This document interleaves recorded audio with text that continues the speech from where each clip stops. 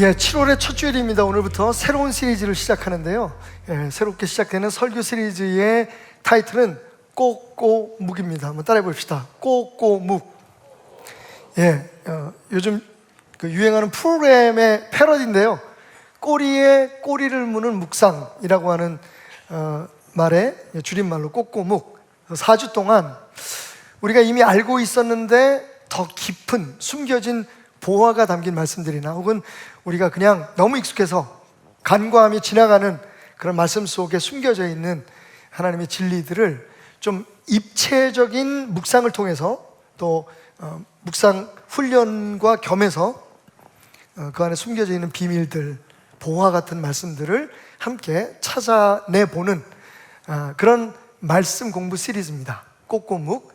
오늘부터 시작되는 이 꼬꼬묵을 통해서 여러분들이 많은 은혜를 받으시기를 주님의 이름으로 축원합니다. 자, 뭐야? 여러분 죄송합니다. 뒤에 올려봐 주실래요, 목사님? 뒤에 무슨 일이 있어? 이게 뭐지? 아니, 누가 교회 기물들을 이렇게 다 부셔놨죠? 난장판이 됐네. 이게 스크린이 가려져 있어가지고 누가 있는지 모르잖아. 박 목사님 혹시 우리 CCTV가 있나요, 뒤에? 찍혔어요? 잡읍시다. 범인 잡읍시다. 누가 있는지 한번 CCTV 좀 돌려봐 주시기 바랍니다. 누구야 도대체?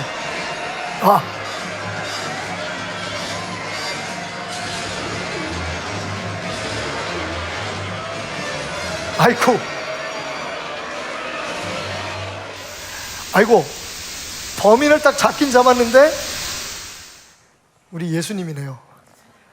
우리 예수님께서 왜 저러셨는지 모르겠네. 성전에 모든 기물들을 다 엎으시고 거기서 장사하는 사람들을 쫓아내신 사건, 바로 범인은 예수님이셨습니다. 자, 오늘 우리가 묵상하는 이 말씀 속에는 어떤 비밀이 담겨 있을까요? 여러분, 이 말씀에 우리가 깊이 생각하지 않으면 그냥 스쳐 지나갈 만한 몇 가지의 특이한 사건이 있습니다. 특이한 부분이 있어요. 그 첫 번째는 예수님께서 사실 이 목숨을 건 난동이었잖아요. 오늘 말씀의 결론 부분에 가면, 끝부분에 가면 대제사장들과 서기관들이 이 일로 인해서 예수님을 죽이려고 하는 마음을 품었다.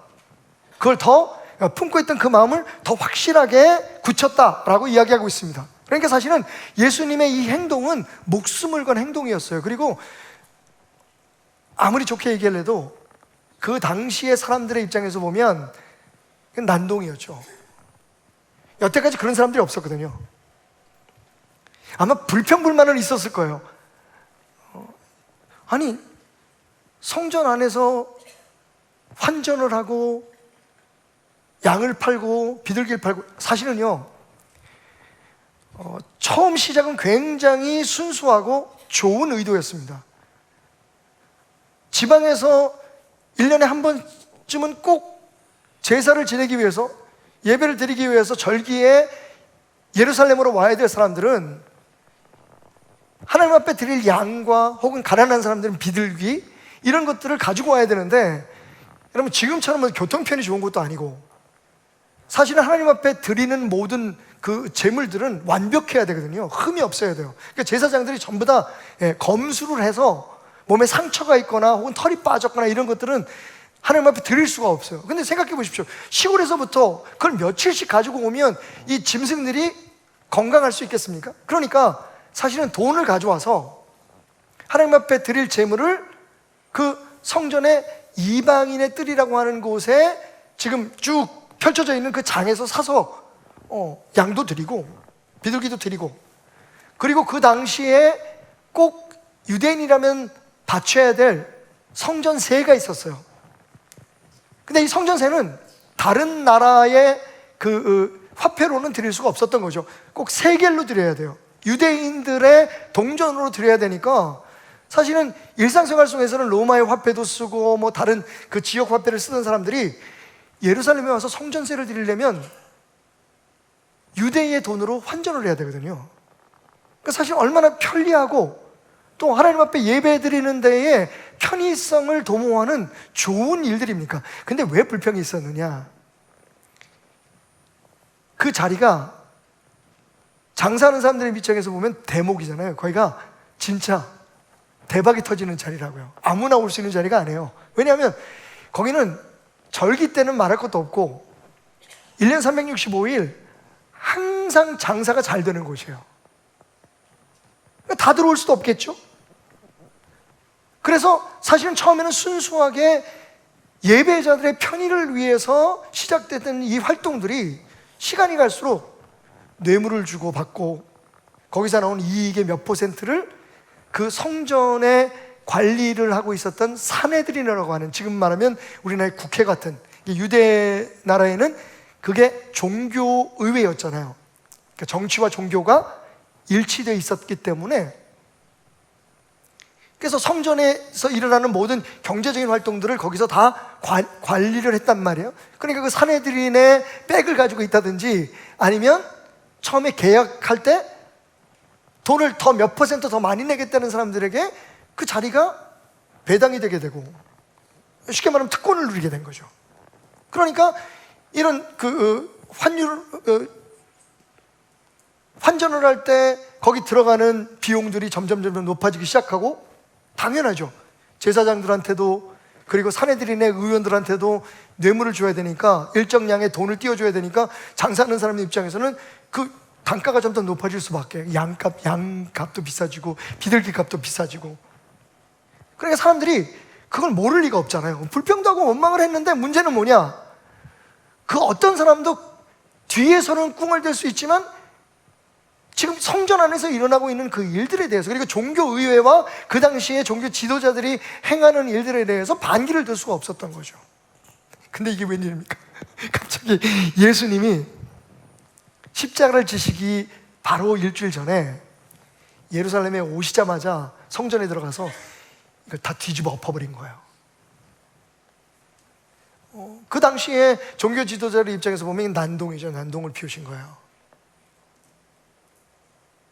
근데 뭐가 특이하냐면요, 아무도 말리는 사람이 없었어요.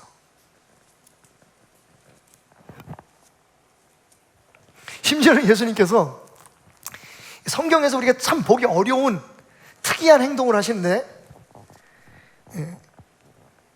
말씀을 보면 16절에 그렇게 비둘기를 파는 자들의 의자를 엎으시고 그 환전하는 자들의 상을 엎으신 예수님께서 16절에 아무나 물건을 가지고 성전 안으로 지나다님을 허락하지 않았다. 그러니까 예수님께서 그냥 그 장사치들을 내쫓고 그리고 상을 엎고 막 이렇게 난장판을 만드셨을 뿐만 아니라 그 가운데 딱 서셔가지고요, 아무도 물건을 가지고 나가거나 혹은 밖에서 뭘 가지고 들어오지 못하도록 예수님께서 딱 막아 서셨다는 거예요. 이제 이런 행동도 참 보기 어려워요, 그죠? 사실은 장사하는 사람들의 입장에서 보면 비둘기는 날아갔을 거고 양들은 도망갔을 거고 막 난장판이 되고, 문제는 이 환전하는 사람들의 입장에서는요, 로마의 화폐 그리고 유대의 화폐, 이 모든 것들이 막 다 쏟아졌을 거 아니에요. 그러면 자기네들 물건들 가서 챙겨오려고 막 들어가야 되는데 예수님께서 딱 서서 못 들어오게 했어요. 아무도 못 움직이게. 그리고 그 누구도 예수님을 잡아가거나 예수님이 하는 일을 막거나 방해하는 사람이 없었다는 겁니다. 성경은 그 이유에 대해서 마가는 뭐라고 얘기하냐면, 예수님의 권위가, 예수님의 인기가 너무 좋아서 18절에 대제사장들과 서기관들이 듣고 예수를 어떻게 죽일까 하고 꾀하니 이는 무리가 다 그의 교훈을 놀랍게 여김으로 그를 두려워함이라. 그러니까 쉽게 손을 댈 수가 없었던 거예요. 다른 말로 얘기하면 이 사람들이 말은 안 했지만 행동은 안 했지만 그 당시에 예루살렘 성전에서 일어나고 있는 일들에 대해서 모든 무리들이 불만을 가지고 있었던 거예요. 근데 정말 예수님이 너무 시원하게, 속 시원하게 그 일을 자신들을 대신해서 해주는 거예요. 만약에 제사장들이나 사내들이나 의원들이 그것을 방해하고 예수님을 끌고 가면 폭동이 일어날 것 같은 그런 느낌을 가졌던 거죠. 그래서 이 사람들이, 야, 지금은 그냥 내버려 두고 나중에 제거해 버리자, 그렇게 계획을 짰던 거죠. 그런데 여러분, 그렇다고 하더라도 결국 나중에는 백성들이 예수님을 십자가에 못 박으라고 내놓잖아요. 그럼 무리들은 얼마든지 입장을 바꿀 수가 있어요. 그럼에도 불구하고 여러분, 예수님께서 그 상을 다 엎으시고 거기 있는 장사하는 사람들을 다 내쫓으시고, 그리고 딱 중간에, 성전 중간에 그 뜰에 서가지고 아무도 움직이지 마, 누구든지 오면 가만 안 둬 라고 큰 소리를 치고 계시는데, 모든 사람이 잠잠하게 예수님을 주목하면서 그분의 행동에 대해서 그냥 바라만 보고 있었다는 건, 저는 여기 하나님의 개입이 있었다고 생각해요. 그 권위가 어디서 왔겠어요? 순간 모든 사람들이 프리즈, 전부 다 딱 얼음 딱 멈춰버렸던 거죠. 너무 의외의 행동이기도 했지만 사실은 그 상황 속에서 저는 하나님께서 분명히 이 특별한 상황과 환경을 통해서 그 당시의 종교인들과 그것을 지켜보고 있던 많은 유대인들과 오늘 이 말씀을 읽고 묵상하는 우리들에게 확실하게 전하고 싶은 메시지가 있었던 거예요. 이 고요함 속에,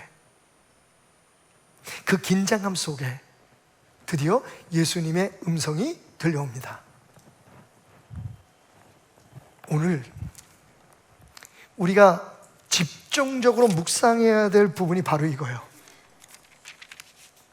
자, 그 특별한 예수님의 메시지를 듣기 전에 제가 여러분에게 질문 하나 할게요. 여러분, 교회는 왜 오십니까? 질문을 좀 바꿀까요? 너무 훅 들어오니까 여러분들이 긴장을 하실 것 같아요. 도대체 교회는 뭐 하는 곳입니까? 누군가 속삭인 걸 들었어요. 교회 예배하러 오지, 예배 드리러 오는 거 아니야? 틀린 답은 아니죠. 그런데 예수님이 말씀하시는 답은 아니에요. 많은 사람들이 생각할 때 교회는 예배하러 가는 곳이라고 생각해요. 우리도 예배 드리러 왔죠, 여러분? 아멘? 아멘 해도 돼. 괜찮다니까. 맞아요. 우리 다 예배하러 왔어요. 그래서 오늘 우리가 준비한 모든 것들의 대부분은, 주일날 우리가 하는 모든 행위들의 대부분은 예배예요. 그죠? 근데 정말 교회는 예배하는 곳일까요? 여러분, 놀라지 마십시오. 충격적입니다. 예수님이 이렇게 말씀하시죠. 이에 가르쳐 이르시되, 그러니까 모든 사람들이 전부 다 아무런 행동도 하지 못하고 아무런 반응도 보이지 못하고 예수님을 주목하고 있을 때, 그 모든 사람들의 시선과 그 관심이 딱 집중된 상태에서 예수님께서 절대로 놓칠 수 없는, 절대로 못 들었다고 말할 수 없는 아주 치명적인 선포를 하십니다. 교회에 대한 놀라운 정의를 내리시죠. 이렇게 말씀하십니다.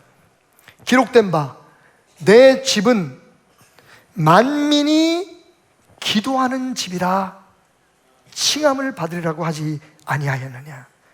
너희는 강도의 소굴을 만들었도다. 여러분, 예수님의 답이 뭐예요? 만약에 예수님께, 예수님 우리는 왜 성전에 가야 되죠? 예수님 우리는 왜 오늘 교회 가야 되죠? 그러면 예수님 뭐라고 말씀하시겠어요? 기도하러 가라고 말씀하실 거예요. 왜? 이건 하나님의 말씀이에요.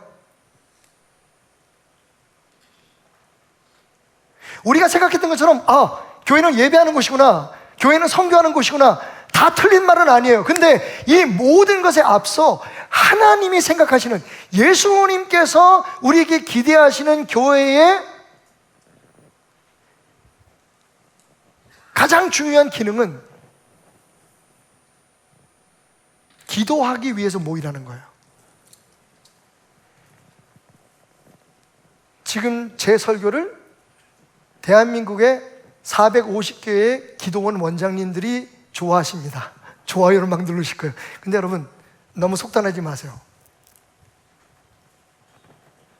그러나 분명히 예수님 말씀하셨어요. 여러분, 교회는 뭐 하는 곳입니까? 성전은 뭐 하는 곳입니까? 자, 여기서 오늘 우리의 교회가 옛날 성막에서부터 시작돼서 성전으로 이어지는 영적인 하나님의 집이라고 하는 관점에서 더 나아가서, 여러분 한 단계 더 나아가서 고린도전서 3장 16절에서 사도 바울은 뭐라고 얘기합니까? 너희 몸이 하나님의 영이 거하시는 성전인 것을 알지 못하느냐. 그러니까 교회뿐만 아니라 우리 개개인의 삶에 주는 교훈이에요. 여러분, 하나님을 모시는 우리의 삶, 그런 사람들이 모이는 우리 교회의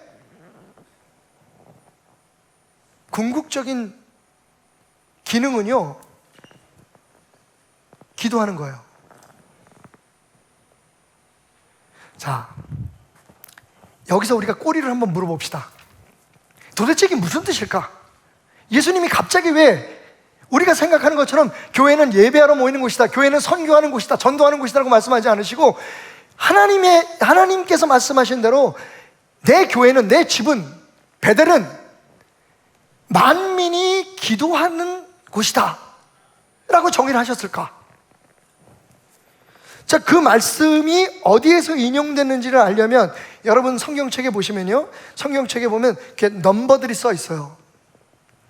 혹은 기역, 니은, 디귿 써 있을 때가 있어요. 문장이나 단어 혹은 문단 앞에 그렇게 써 있으면요, 바로 여러분이 가지고 있는 성경의 아래쪽을 보시면 풋노트가 있어요. 거기에 보면 오늘 예수님이 하신 이 말씀, 내 집은 만민이 기도하는 집이라 칭함을 받으리라고 하지 아니하느냐는 이 말씀이 보니까 거기에 기억이라고 표시가 되어 있네요, 제 성경에는. 그래서 밑에 풋노트에 기억을 찾아봤더니 이사야서 56장 7절이라고 기록되어 있어요. 그러니까 예수님께서 이사야 선지자를 통해서 하나님이 하신 말씀을 지금 그대로 인용하고 계신 거예요. 그 말씀을 한번 찾아봐야죠. 그죠? 이게 무슨 뜻일까? 자, 찾아보면 이렇게 기록되어 있죠.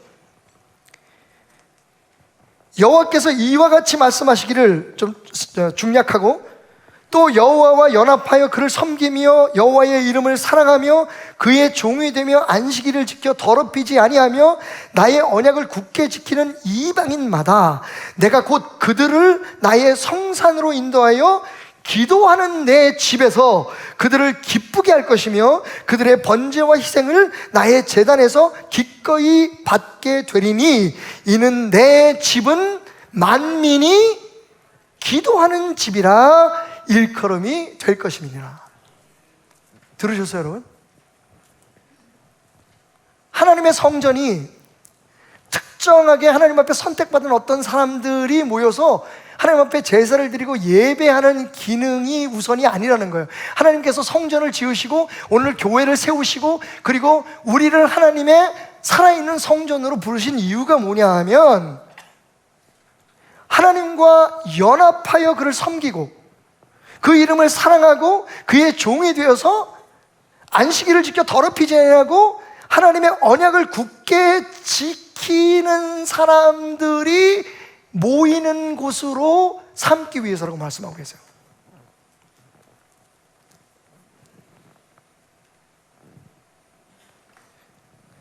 사실 저는 오늘 말씀에 기록된 가장 핵심적인 교회의 기능에 대해서 지금 말씀드리고 있습니다. 이제 이것을 위해서 우리가 해야 될 활동들이 많죠. 왜 저는 교회는 예배 드리러 오기 전에 기도하기 위해서 와야 되느냐고 말하면, 그게 하나님 말씀이니까. 하나님이 내 집은 기도하는 집이라고 얘기했는데 짜장면집에서 라면 시키는 것처럼 무조건 예배가 다다, 예배에 목숨을 걸으라고 얘기하는 것은 사실은 어느 도단이죠. 말씀을 모르는 거죠. 예배하지 말라는 게 아니에요, 여러분. 분명히 하나님 뭐라고 말씀하시냐면, 자, 이 부분이에요. 내가 곧 그들을 나의 성산으로 인도하여 기도하는 내 집에서 그들을 기쁘게 할 것이며, 그러니까 기도하는 집에서 그들을 기쁘게 한다는 얘기는 뭡니까? 그들이 나에게 기도하기 위해서 모이면 내가 그들에게 나의 기쁨을 줄 것이라는 얘기잖아요. 그리고 그 다음에 그들의 번제와 희생을 나의 제단에서 기꺼이 받게 되리니. 여러분, 오늘 말씀을 보면요, 지금 예수님께서 말씀하시고 하나님께서 말씀하시는 이 기도가 예배 순서 중에 우리가 말하는 그 기도가 아니에요. 합심해서 주여 주여 주여 3번 하고 드리는 그 기도를 얘기하지 않는다는 것을 여러분들이 아셔야 돼요. 오늘도 우리가 임근일 장로님께서 대표 기도를 해주셨는데, 이 기도는 우리의 예배 순서 가운데, 하나님을 예배하는 가운데 들어가는 하나의 부분인 거죠. 그죠? 근데 오늘 말씀을 보면 예배보다 기도가 먼저예요. 내 집은 기도하는 집이다. 그래서 기도하는 사람들이 모여서 드리는 번제와 제사를 내가 받겠다고 말씀하십니다. 이건 다윗의 고백 가운데도 나와요. 다윗이 대놓고 이렇게 얘기하는데 왜 우리들은 귀를 막고 안 듣는지 모르겠어요. 다윗이 뭐라고 얘기하는지 아세요? 하나님은 번제와 수양의 기름을 기뻐하지 않으신다는 걸 내가 알기에, 하나님이 정말 기뻐하시는 건 나의 상한 마음인 것을 알기에 내가 상한 마음을 하나님 앞에 드리고 그 후에야 하나님 앞에 번제와 화목제를 드리겠습니다. 예수님 말씀 가운데도 있어요. 너희가 하나님의 제단 앞에 제물을 드리려 할 때에 마음속에 형제와 불화한 것이 있으면, 화해해야 할 것이 있으면 제물을 거기다 두고 가서 먼저 형제와 화해하고 그리고 와서 예배를 드려라, 제물을 드려라. 여러분, 제가 여러분들에게 인용한 이 모든 말씀은 아무리 우리가 다르게 해석하려고 해도 예배보다, 맞아요 여러분, 분명히 우리는 하나님 앞에 예배 드리기 위해서 불림을 받은 사람들이에요. 그럼에도 불구하고 우리가 하나님 앞에 예배 드리는 자가 되기 위해서 선행적으로 해야 될 게 있다는 거예요. 그게 뭡니까? 다윗의 경우에는 내 상한 마음을 하나님 앞에 드려야 되는 것이고, 그죠? 오늘 이사야의 말대로 얘기하면 하나님 앞에 먼저 기도를 해야 된다는 것이고, 예수님의 말씀대로 따르면 하나님 말씀에 순종해서 먼저 가서 용서하고 화해를 하고 나서야 그 제물을 하나님께서 받으시겠다, 그 후에야 예배를 받으시겠다는 얘기잖아요, 그죠? 그러니까 교회는 예배하러 가는 곳이 맞아요. 그런데 절대로 여러분들이 놓치거나 잊지 말아야 될 예수님의 명령은, 그런데 그렇게 예배가 하나님 앞에 드려지기 위해서, 너희들을 창조하신 하나님의 목적이 이루어지기 위해서 너희가 먼저 해야 할 것이 있다. 그게 뭐냐 하면 기도하는 것이다라는 거예요. 자, 시간이 길어지면 길어질수록 여러분 머릿속에 혼란이 일어날 거예요. 왜냐하면 그러면 우리가 기도를 더 열심히 해야겠네, 예배 시간은 줄이고 기도 시간을 늘려야겠네, 그럴까 봐 제가 말씀드립니다. 그럼 그 기도란 뭘까요? 우리가 생각하는 그 기도, 헬라어로 말하면 프로시코마이라고 하죠. supplication, 하나님 앞에 뭔가를 간구하는, 우리가 지금 생각하는 일반적인 기도의 90%의 개념이죠. 하나님 앞에 우리가 원하고 바라는 것들을 아뢰고, 문제가 있을 때 그 문제를 해결해 달라고 간구하는 것, asking. 우리는 보통 그거를 기도라고 생각해서 그 기도를 예배 중간에 프로그램이나 혹은 우리가 예배 끝부분에 하나님 앞에 모두가 다 우리의 마음을 다 드려서 하나님 앞에 우리의 마음을 드리고 우리가 원하는 것들을 아뢰는 기도의 시간, 통성기도 같은 것들을 갖게 되죠. 근데 여러분, 이 기도는 그런 의미의 기도가 아니에요. 자, 히브리어로 기도하는 집, 베베트 테필라티, 한번 따라해 볼까요? 베베트 테필라티. 베베트 테필라티, 베베트는 여러분 벳엘 할 때 그 벳자예요. 그 앞에 이제 관사가 붙어서 베베트가 되는데, 이 베베트는 집이라는 뜻이에요. 테필라티가 뭐냐면 기도하기 위한, 기도하는 이라고 번역될 수가 있는데, 거기서 테필라가 기도라는 단어예요. 테필라. 그래서 많이 들어봤죠? 우리가 테필린 여러분 기억하세요? 이 유대인들이 이마에 이렇게 붙이는 상자, 예, 테필린. 테필라, 이 테필라가 유대인들이 말하는 기도예요. 그런데 이 기도라는 말의 어원이 재밌어요. 그럼 테필라, 기도, 우리라면 아마 하나님 앞에 뭘 간구한다라고 하는 의미로 생각할 거예요. 근데 이 테필라의 어원인 팔랄이라고 하는 그 단어는 판단하다는 의미가 있어요. 그러니까 기도가 하나님 앞에 뭘 간구하는 게 아니라 판단하는 행위라는 거예요. 뭘 판단할까요? 예. 나를 판단하다는 의미로 쓰여지는 단어가 히트팔렐인데, 이 히트팔렐이라는 말, 나를 하나님 앞에서 내 자신을 판단해 본다라는 의미를 가지고 있어요. 그러니까 팔렐이라는 단어는 그게 테필라라고 하는 단어가 될 때에 어떤 의미를 내포하고 있냐면 하나님 앞에서 내 자신을 가늠해보고 하나님과의 나의 관계를 점검해보고 그리고 하나님의 뜻에 합당하게 내가 살고 있는지를 판단해보는 행위예요. 그러니까 어떻게 보면 하나님 앞에서 뭘 달라고 하거나 하나님 앞에서 뭘 구하는 것과는 유대인들의 기도는 굉장히 개념의 차이가 있어요. 그래서 우리가 오해가 하게 되는 거예요. 그래서 제가 아까 말씀드린 것처럼 기도원 원장님들이 되게 좋아하는 설교다. 왜냐하면 기도가 가장 우선이니까. 근데 그런 기도가 아니에요. 여기서 기도는 정말 말 그대로 하나님과의 나의 관계를 그리고 하나님 앞에서의 나의 삶을 점검해 보는 거예요. 내가 내 삶 속에서 하나님의 사람으로 승률이 몇 퍼센트나 되나?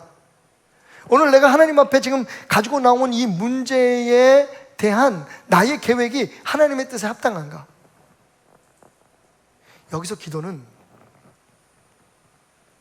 전적으로 하나님을 하나님으로 인정하는, 그래서 그분이 나를 통해서 무슨 일을 행하시든지 나는 당신의 종입니다. 여기 기록되어 있잖아요.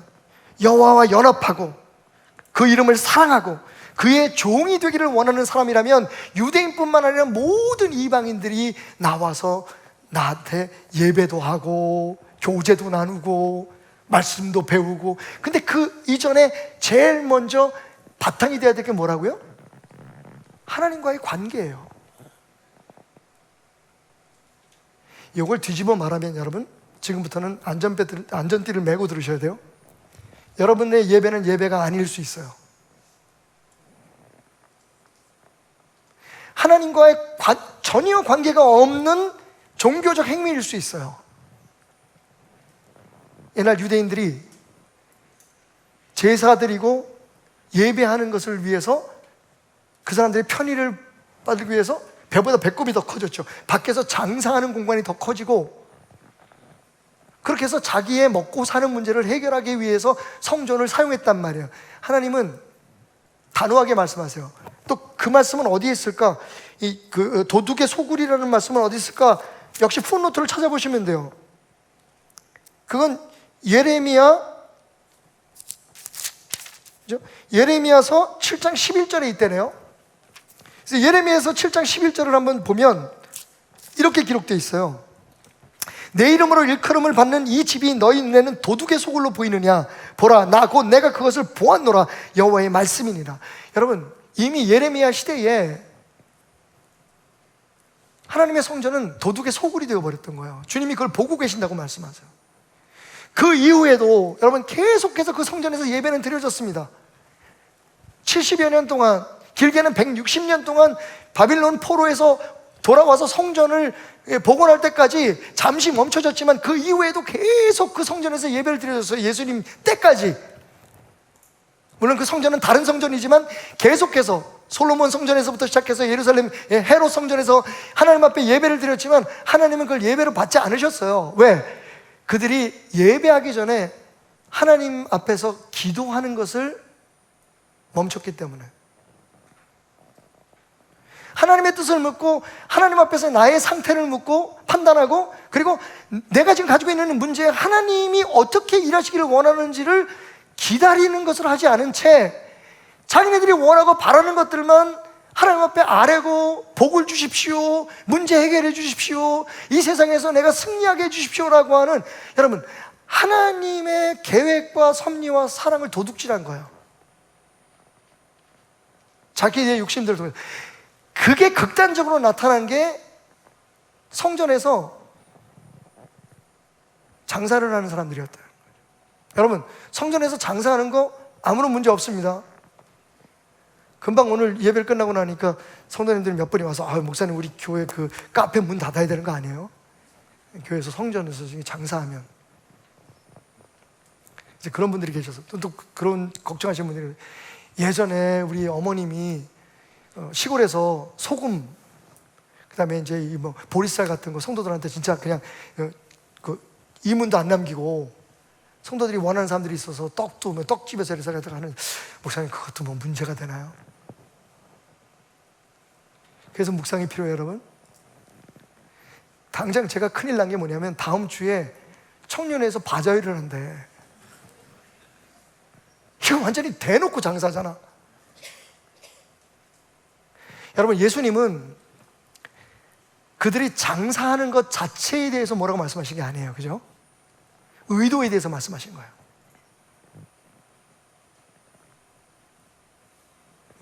교회에서들 보면 지방에 시골 같은데 왜 한참 농산물 만들었는데 잘 팔로도 찾지 못하고 너무 싼 값에 팔려가지고 갈아엎고 막 이럴 때, 우리 교회도 그거 몇 번 했어요. 그죠?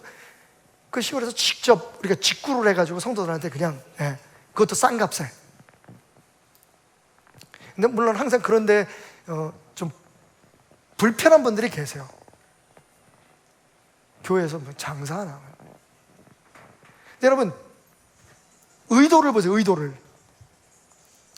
예배나 장사하는 거나 만약 그게 하나님 안에서 우리가 연결되고 하나님 안에서 하나님의 뜻을 찾아서 하려고 하는 노력과 의도와 열심 없이 하는 건 예배도 예배가 아닐 수 있고, 때로는 장사도 예배가 될 수 있어요.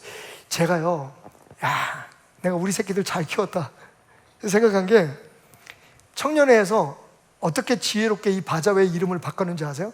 아까 보셨는지 모르겠는데, 일본 선교지 탐방을 위한 바자회 예배 두 글자 딱 집어넣었어. 지네들은 이걸 예배로 한다는 거야. 내가 할 말이 없는 거지. 근데 이 아이디어가 내가 볼 때는 우리 류태훈 안수 집사님한테서 나온 것 같아. 부장이 기도하면 그런 결과가 나오는 거지. 그리고 전도사가 이건, 왜냐하면 청년들이 이게 잘못하면 그냥 교회 무슨 뭐 어디 놀러 가기 위해서 혹은 선교 가기 위해서 무슨 뭐 장사해서 돈을, 여러분, 교회는 절대로 그런 방식으로 재정이 채워지지 않습니다. 교회에서 무슨 장사를 하든지 그 장사를 통해서 교회의 문제를 해결하겠다고 생각하는 건 되게 어리석은 일입니다. 근데 그렇게 함으로써 성도들이 이번에 그 청년들이 일본을 가는구나, 우리가 좀 협력해야지. 보니까 여러분, 솔직히 말해서 그 바자회 해가지고 그 나오는 이익금은 얼마 안 돼. 생각해 보세요. 우리 성도님 한 분이 정말 감사한 게, 시장에서 이 머플러나 이런 옷 같은 거 파시는 분인데, 선교하는데 목사님 사용하시라고 이 머플러를 굉장히 많이 보내주셨어요. 무료로, 공짜로 제공해 주시거든요. 근데 그걸 보통 물어보니까 한 3만 원에서 비싸게 팔면 5만 원씩 받는데요. 근데 우리는 10,000원 팔았어요. 근데 그 10,000원도 비싸다 그래가지고 또 뭐 깎아주고 막 이러는 것 같아. 장사 목적이 아니에요, 여러분. 그래서 제가 사실은 전도사님한테 부탁을 했어요. 이종의 전도사, 바자회 그래도 너무 많이 하지 마. 딱 2번만 하고 말자. 그걸로 비용 다 채우려고 그러면 안 돼. 왜냐하면 사실 성도 중에 그걸 불편하게 여기는 사람들이 있어요. 한 케이스는요, 우리 교회 보리쌀을 그동안에 이렇게 좀 제공하셨던 분이 계세요. 시골에서. 근데 이분이 하늘나라 가셨는데, 이분이 그 보리 농사를 하는 동생에 대한 영적 짐을 가지고 있는 거예요. 그냥 알고 나면 이해가 돼. 사람들 중에 무슨 교회에서 권사님이 보리쌀 장사를 해? 뭐 이렇게 해서 하시는 분이 있는데, 제가 분명히 말씀드리지만 이익 안 남아요. 소금도 우리 1,000일염, 그죠? 한참 교회에서 갔다가 성도들한테 직접 공급해 드린 적이 있어요. 이익 안 남아요. 오히려 우리가 그걸 다, 그 무거운 걸 성도들 집에서 다 배달해 주느라고 우리 목사님들이 얼마나 고생했는지 아세요? 근데 왜 그걸 하냐? 그 보리쌀 케이스예요, 여러분. 오래전 얘기지만 제가 그 일이 생각이 났어요. 이분이 교회 안 다닐 때 점치러 다니고 무당 구타러 다니신 거예요. 그러면서 다 다른 형제들은 다 교회 다니는데, 이 동생, 보리 농사하는 동생 하나를 당신이 점집에 데리고 가고 이런 거야. 그리고 나서 이분은 예수님을 만나서 권사님까지 됐는데, 이 동생은 교회를 안 나가는 거야. 교회 나가러 전화하면 항상, 아니 언니가 나 점집 데리고 왔잖아, 나 교회 안 가. 그게 짐이 되셨던 거야. 근데 이제 보리 농사를 하는데 이게 뭐 농협을 통해서 수매를 하는 이게 너무 어려워지고 그러다 보니까 그 전화가 온 거예요. 언니, 서울에 좀 내 것 갖다 팔아줘. 그러니까 이 권사님이 그때 이게 하나님의 음성을 들린 거야. 돈 품질도 좋고, 그리고 성도들한테 직구매를 하니까 양쪽에 다 윈윈이 되는 거잖아요. 그죠? 중간 과정을 다 생략하니까.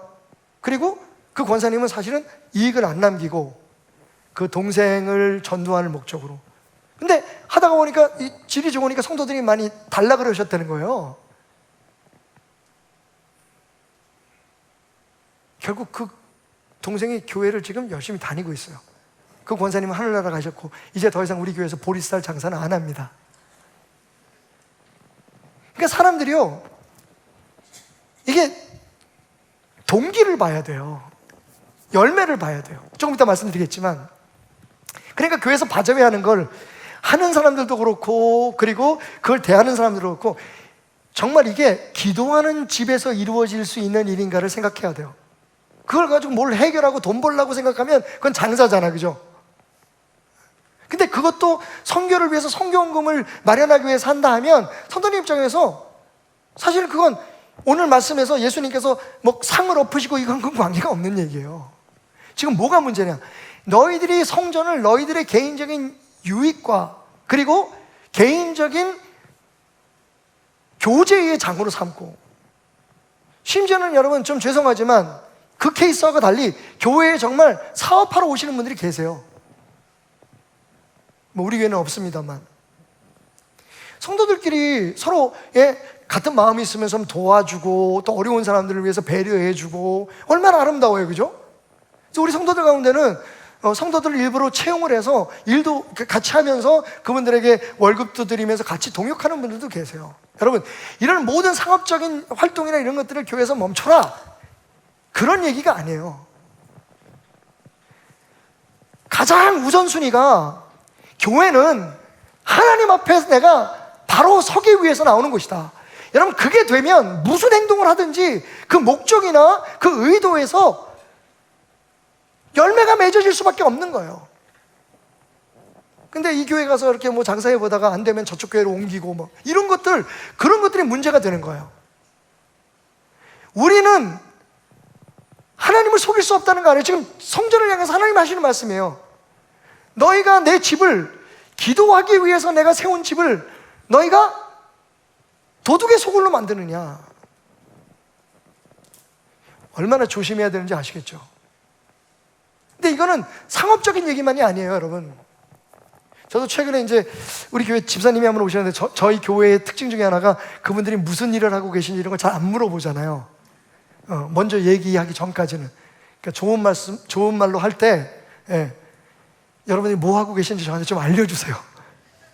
그래서 제가 우연히 어떤 집사님에 대한 이야기를 듣게 됐어요. 그래가지고 제 아내하고 인터넷에, 요새 인터넷 들으면 다 나오죠. 근데 그 유명한 분이더라고.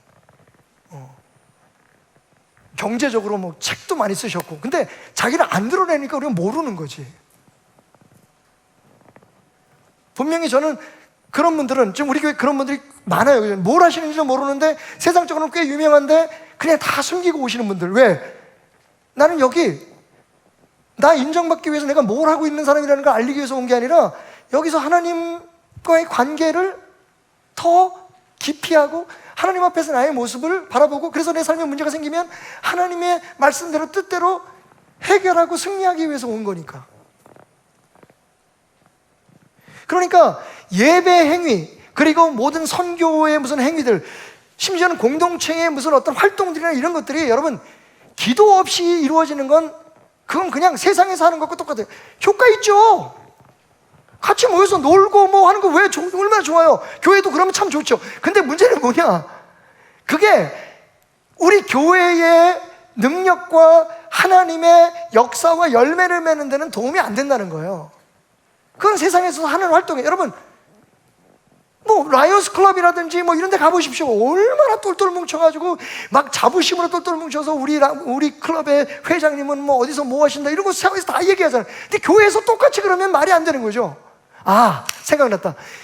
정말 사회에 나가서 제일 이 똘똘똘똘 뭉쳐서 진짜 잘하는 단체가 있어요. 어딥니까? 해병전후예요. 이분들은 어딜 가든지, 그죠? 여러분, 그건 유익해요. 그렇게 같은 뜻을 가지고 서로 같은 마음을 가지고 공유하고 취미도 함께 하고 그런 동아리 같은 것들이 필요하지만 여러분, 적어도 교회는 기도 없이는 그 아무것도 의미가 없다는 것을 아는 사람들이 모이는 곳이라는 거예요. 그래서 주님은 내 집은 예배하는 곳이라고 말씀하지 않으시고 내 집은 하나님 앞에 바로 서기 위해서 나오는 곳이라고 말씀하시는 거예요. 만약 그렇게 됐다면 니네들이 여기서 니네들이 이익을 위해서 그렇게 장사를 했겠느냐고 말씀하시는 거예요. 정말 말 그대로 멀리서 오는 사람들에게 예배할 수 있는 편의를 제공하고 프로그램들을 운영하고 얼마나 좋습니까? 여러분, 우리 교회가 왜 버스를 운영 안 하게요? 저는 오늘 이 설교를 위해서 하나님께서 준비하게 하셨는지 모르겠어요. 말씀드렸죠. 저희가 버스 운영을 준비하고 있었어요. 아시다시피 저희는 한 3분의 1 정도가 지금 그 남양주, 의정부, 경기도 인천, 멀리는 춘천, 천안에서 오세요. 그러니까 어떤 분들은 오히려 서울에서 오는 것보다 더 그 편리하게 오시는 요새는 전철이 잘 돼 있어서 열차가. 근데 어떤 분들은 정말 가까이 있는데도 차를 운영 안 하면 연세 드시는 분 못 와요. 그래서 한참 교회를 이쪽으로 옮기고 15년 전쯤에 저희가 버스 운영을 꿈꾸고 있었어요. 그래서 막 장로님들하고 신나게 얘기를 하고 뭐 집 버스를 사용할 것인가, 뭐 전세 버스를 사용할 것인가 막 이야기를 하고 있는데 마침 그 주간에 하나님께서 저 남양주에 있는 방주교회라는 여름에 비가 오면 습기가 차고 물이 차서 그 목사님 가족들이 생활을 할 수 없는 그런 교인들이 우리 교인들이 그때 참석하지 않았으면 그 교회 교인들은 한 5명, 6명도 안 됐을 거예요. 목사님, 사모님까지 포함해서.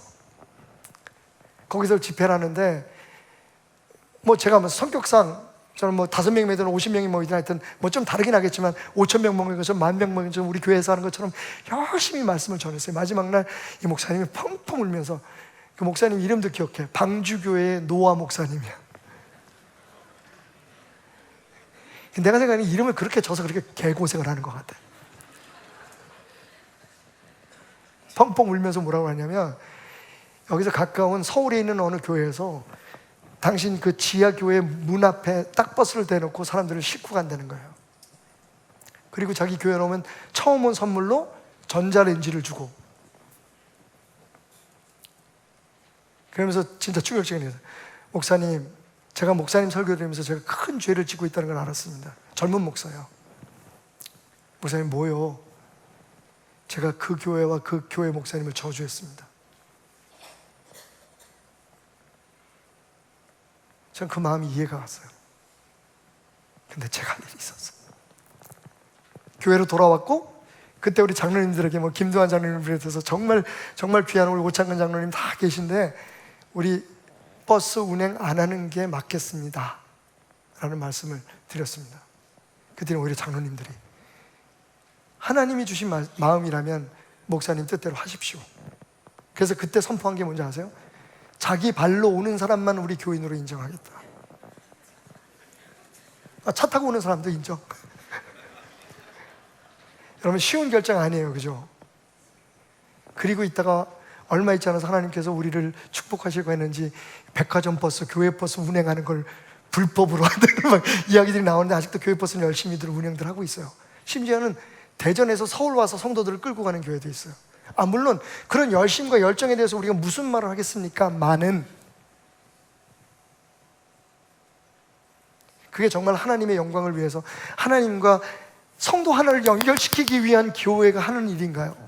그렇다면 저는 버스를 100대를 운행하는 비행기를 띄워도 저는 아무 말 안 하겠어요. 혹시 그 가운데 다른 생각들이 있는 건 아닐까요? 아무도 얘기를 하고 있지 않아요. 뭐 여기저기서 이야기는 하지만 그걸 뒤집어 엎을 사람은 없어요. 여러분, 저와 함께 한번 뒤집어 엎어볼까요? 확실히.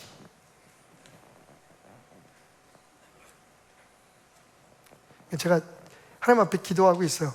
제가 베델교회에서 담임 목사로 목회하는 동안에는 사고 안 칠 거예요. 근데 여러분, 은퇴하는 날부터 한번 보십시오. 일단 머리 색깔부터 제가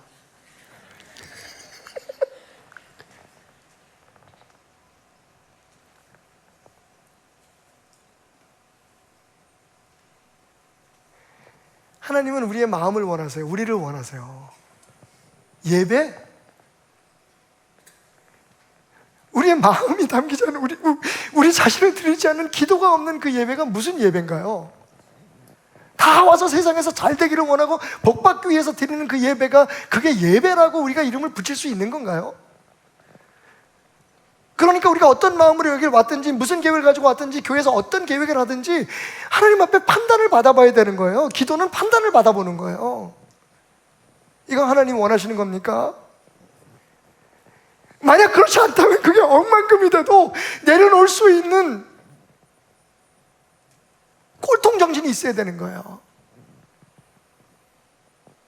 그리고 동시에 그게 성도이든 아니면 목사이든 교회의 재직들이든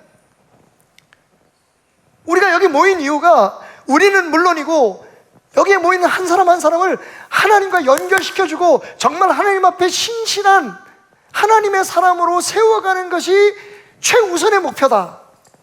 예배에 동원하고 무슨 행사에 동원하고 교회에서 무슨 프로그램을 여러분 그거 잘못됐다는 거 절대로 아니에요. 저는 그렇게 못하는 게 아쉬워요. 어제도 39년째 함께 살면서 돌려가기의 명인이 되신 사모님께 한 말씀 들었어요. 어제 이제 교회 우리 베델교회에 함께 다녔던 친구들 모임이 있으셔가지고 우리 사모님께서 다녀오셨는데 오시자마자 이제 가볍게 씻으시고 제가 이제 먼저 누워있는 침대 옆에 이렇게 누우시더니 갑자기 인터넷을 트시는 거예요. 유튜브를. 그래서 뭘 트나 이렇게 관심을 받더니 이찬수 목사님 설교를 탁 트는 거예요. 근데 가만히 듣고 있는데 집사람이 이제 첫 번째 잽을 날리는 거지. 그때까지만 해도 되게 좋았어요. 여보, 이찬수 목사가 당신하고 설교가 내용이 똑같아. 아, 이게 칭찬인가? 근데 그 다음 말이 카운터 펀치였어요. 근데 이상하지? 똑같은 얘기를 하는데 그 사람은 10만 명씩 보는데 왜 당신은 300명도 안 봐? 이거였구나. 근데 그날 설교 내용이 뭐였냐면 어제 들은 거 진짜 13년 전에 목회를 시작하시면서 이 목사님이 스스로 다짐한 게 첫 번째, 성도들에게 헌금을 강조하지 않겠다. 기쁨으로 내라는 얘기는 하겠지만 헌금에서 복 받으라는 얘기는 내가 안 하겠다. 나만 그러는 게 아니라니까. 10만 명 뷰어가 있는 그 목사님도 그렇게 얘기한다니까. 두 번째, 나는 우리 교회 재직들을 세울 때 재직당 얼마씩 돈을 걷는 걸 절대로 안 하겠다. 그 얘기는 누군가는 하고 있다는 얘기잖아요, 지금. 그죠?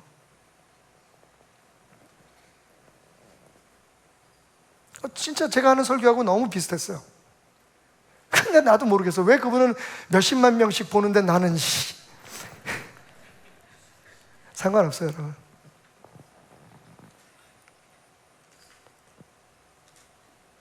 중요한 건 그분은 거기서, 저는 여기서 진짜 복음을 전할 수 있다는 거잖아요.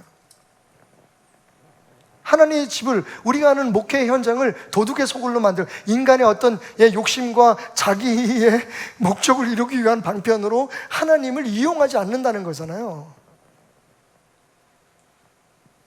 지금도, 그때도, 앞으로도 제 소망은 여러분들이 하나님 앞에 바로 서는 거예요.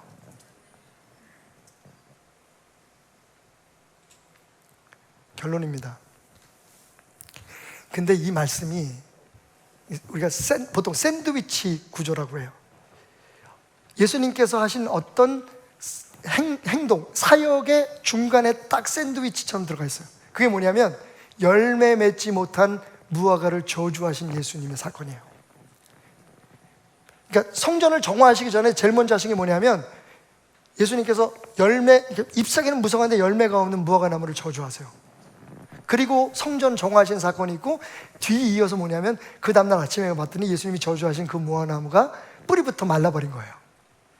그리고 기도에 대한 설명을 하세요. 그러니까 이 무화과나무 이야기가 빵이라면, 햄버거로 말하면, 샌드위치로 말하면 이 성전 그 정화 그 사건이 사실은 이 메시지가 핵심인 거예요. 이게 패티인 거예요. 이게 그 햄인 거예요. 소시지인 거예요, 이게. 그러니까 이렇게 해석해 보세요. 무화과 나무가 무성한데 열매가 없는 건 뭘 상징했을까요? 그 당시에 종교를 이야기한 거죠. 유대 나라를 이야기한 거죠. 오늘의 우리 한국 교회를 이야기하시는 거예요. 겉으로 보기에는 화려한데 열매가 없어요. 근데 그 이유를 지금 예수님 말씀하시는 거예요. 그게 뭡니까? 기도하러 모이지 않기 때문인 거예요.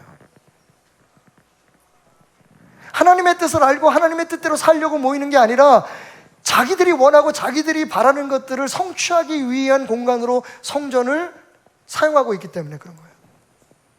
다 좋아요, 여러분. 교회에서 어떤 활동을 해도 다 좋은데 기도 없이 하는 건 어리석은 일이라는 거예요.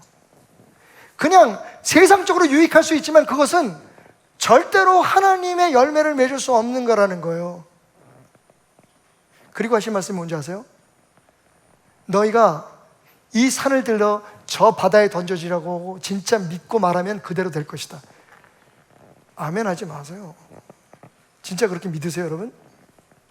이건 기도의 능력을 얘기하시는 게 아니라 기도의 성격을 얘기하시는 거예요. 산이 옮겨질 수 있는 방법은 딱 하나밖에 없어요. 하나님께서 그렇게 하시는 거예요. 그죠? 그 얘기는 뭡니까? 너의 기도가 하나님의 뜻에 합당할 때 그 기도가 진짜 기도라는 거예요. 그러면서 뭐라고 말씀하시냐면 너희가 기도하고 구한 것은 다 받은 줄로 믿어라. 여러분 믿으세요? 그럼 여러분 여태까지 기도한 건 다 뭔데? 하나님은 기도의 성격을 얘기하시는 거예요. 기도는 그냥 말로 우리가 원하고 바라는 것, 우리가 세상에서 이루기를 원하는 것들을 아뢰는 게 아니라 하나님의 뜻에, 하나님의 역사하심에 우리의 줄을 대는 거예요. 우리가 그분에게 붙는 거예요. 그래서 우리를 통해서 어떤 상황에서나 어떤 환경 속에서 그분의 뜻이 이루어지게, 그럼 그 기도는 100% 이루어질 수밖에 없는 거죠. 우리의 기도가 이루어지지 않을지라도 하나님에게 드려진 참된 기도는 반드시 이루어질 수밖에 없는 거죠. 산도 옮기는 거죠. 아멘? 지금 아멘 하세요. 이거 아멘도 때를 맞춰서 하셔야 돼요. 이 설교도 그것만 딱 띄어서 하니까 막 그렇게 가르쳤잖아요. 여러분, 믿고 입으로 고백하십시오. 산도 들려서 저쪽으로 넘어갑니다. 우리가 얼마나 오랫동안 속아왔어요. 하나님께 붙어 있어라. 하나님 앞에 신실된 하나님의 사람이 되라. 그것이 성전, 교회, 우리가 그리스도인의 삶을 사는 것의 최우선적인 목표다.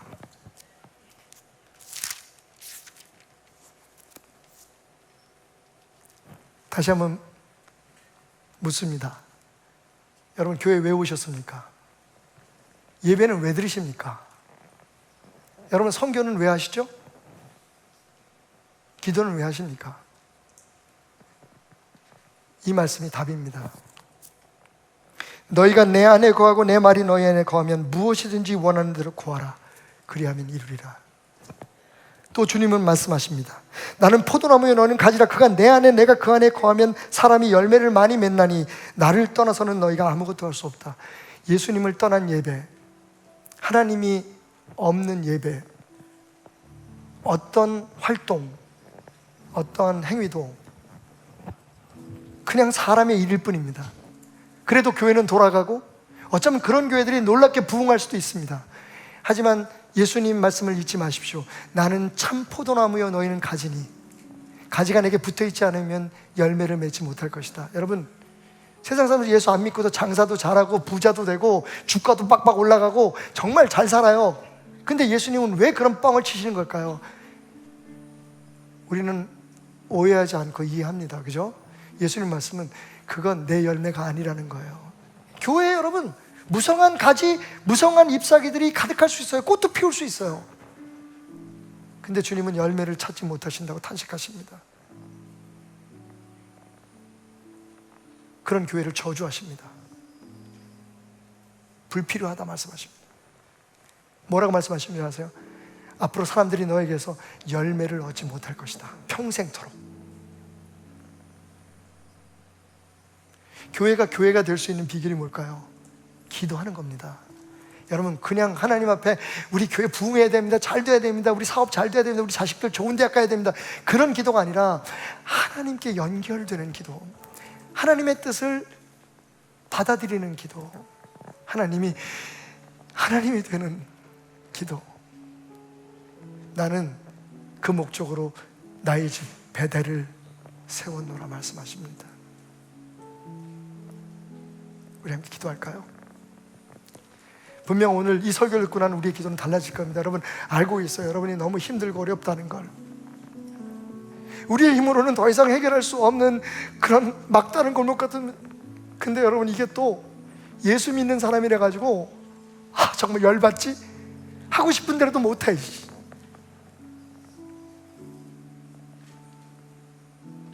그때 주님은 말씀하십니다. 잘 왔다.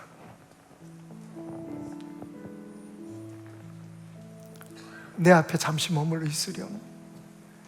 내 마음에 들끓어오는 그 모든 불안감과 두려움과 분노를 내려놓고 잠시 내 앞에 있으렴.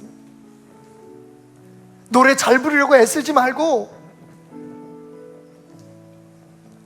행사 잘하려고 힘쓰지 말고, 문제를 해결하려고 막 애쓰지 말고, 너는 내 앞에 먼저 머물러 있으렴. 박태남 목사야, 설교 잘하려고 몇십만 명이 보는 유튜버가 되려고 애쓰지 말고, 너는 내가 네 입술에 붙인 말만 하렴.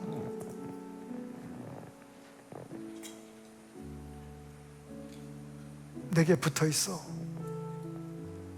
열매 맺는 교회가 되렴. 여러분, 초대 예루살렘 교회는 설교 잘하는 사람이 세운 게 아니에요. 그 교회가 어떻게 탄생했는지 아세요? 기도하다가 탄생했어요. 예수님의 말씀 따라 기다리다가 생겨났어요.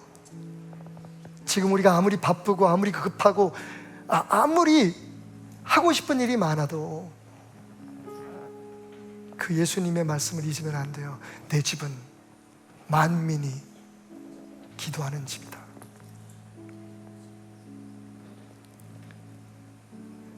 시간이 많이 지났지만 딱 2분만 함께 기도했으면 좋겠습니다. 주님 앞에 나온 여러분들, 주님은 여러분을 기다리고 계셨습니다. 여러분은 주님을 잊고 살아갔던 그 지난 순간순간에도 주님은 여러분들을 알고 계셨습니다. 난 아직 주님을 잘 몰라도 여기 우리 교회 처음 오신 분들 많아요. 예수님 처음 믿는 분들도 계신 걸 제가 알고 있습니다. 괜찮습니다. 여러분, 지금 여러분은 그분을 몰라도 그분은 오래전부터 당신을 사랑하고 계셨습니다. 심지어는 당신을 위해 십자가에 피 흘려 죽기까지 하셨습니다. 그것을 알아가게 될 때까지 주님 앞에 머무십시오. 잠깐 기도할까요? 주님 한번 외치고 함께 기도하겠습니다. 기도하겠습니다. 주여, 주여, 오늘 이 자리에 우리가 모였습니다.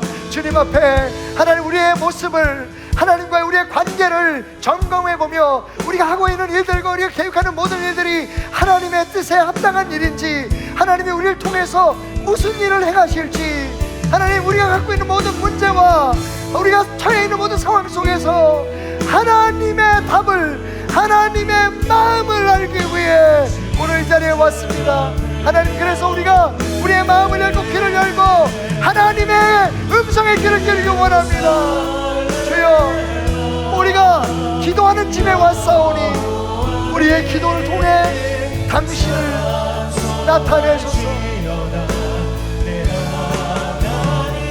하나님의 자녀들을 통해 이루실 놀라운 계획들을, 우리의 힘으로는 할 수 없었던 모든 것들을 우리가 하려고 하면 망가질 수밖에 없는 모든 일들을 당신의 뜻대로 행하소서. 우리 주는 위대하며, 아멘, 능력이 많으시도다. 그의 지혜는 무궁하며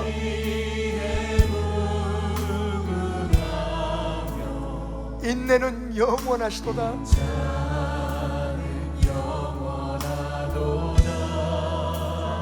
우리의 상한 마음을 고치시고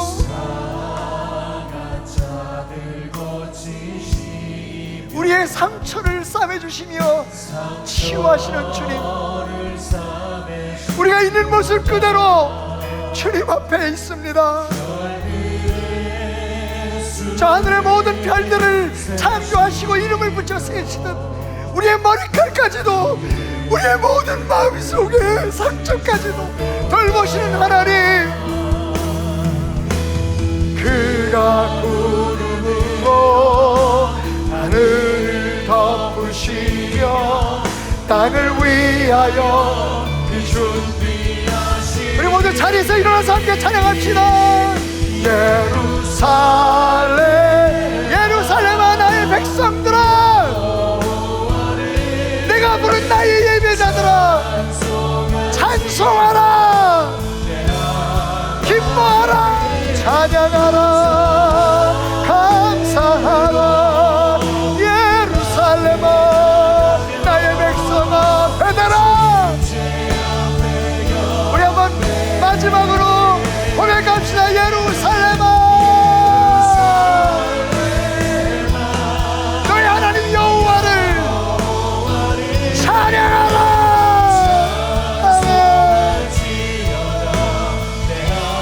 내 하나님을 찬양할지어다.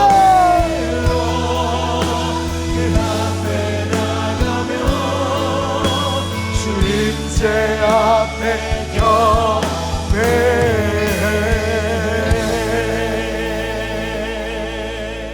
오늘도 우리가 드린 예배가 예배되게 하실 줄 믿습니다. 우리가 드리는 예물이 하나님을 기쁘게 하는 참 예물이 되기를 원합니다. 인생의 3알도 살아가지 못하는 존재이지만 하나님 앞에만은 그 은혜 속에 온전하여지는 것을 꿈꿉니다. 우리의 믿음이 자라나며 하나님의 은혜도 커져가게 하여 주옵소서. 예수 그리스도의 은혜와 하나님의 사랑하심과 성령님의 역사하심, 그렇게 기도하며 주님 앞에 서는 베들의 모든 권속들과 그 가정과 하는 일들 위해 함께 하시며, 하나님이 끝까지 포기하지 않으시는 조국 대한민국과 그곳에 세워진 교회들 위해 영원히 함께 하시기를. 주님, 하나 잊을 뻔했습니다. 저 북에 있는 우리 동포들에게 영원히 함께 하시기를 축원하옵나이다.